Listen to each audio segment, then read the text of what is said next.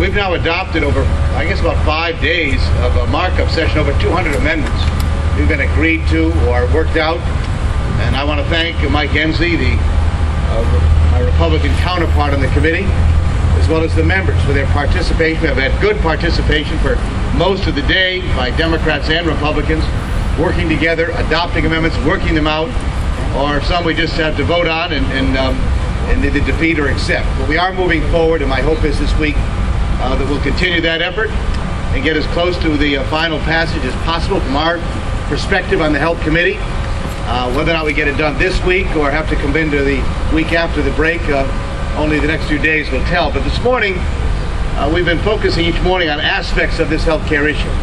And it deserves being repeated every day that the present situation on health care is not just unacceptable, it's unsustainable from an economic standpoint.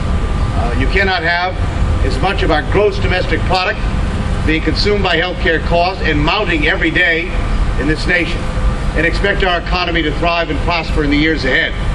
This is the issue that makes our economic recovery in the long term the most difficult if we don't address it thoughtfully, bring down costs, increase that accessibility, and produce a far better quality system than we have today.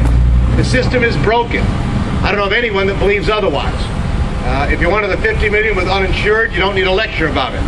If you have insurance, you're worried to death whether or not the costs are going to continue to mount, making it impossible for you to sustain it, or whether or not the coverage will be there at all if a crisis hits and you're going to get the benefits you need to take care of your family or not. Remember, at any point during this given year, 80 to 90 million of our fellow citizens are without health care for some period of time. 80 or 90 million. Every single day, 14,000 people in this country lose their health coverage. 14,000 people a day.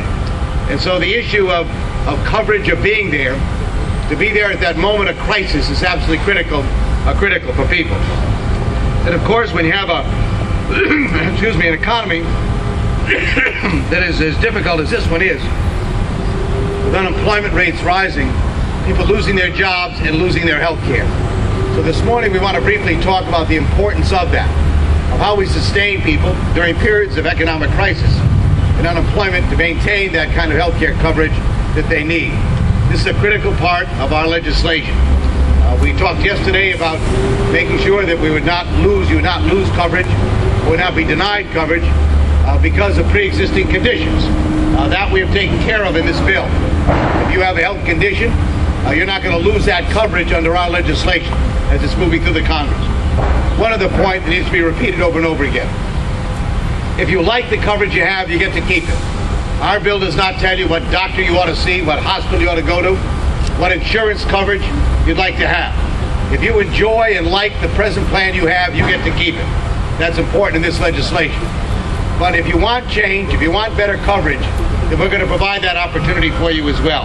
And to provide that ultimate guarantee in this country, that if you lose your job, you don't have to be in a free fall when it comes to providing for your health care coverage and that of your family. That not ought to happen to any single American in this country. In this great country of ours, we ought to be able to provide that kind of effort. Senator Dodd, can you give us an update on the markup and exactly when you expect to finish? How much time after the break? Well, we're moving along. We've now completed probably the 170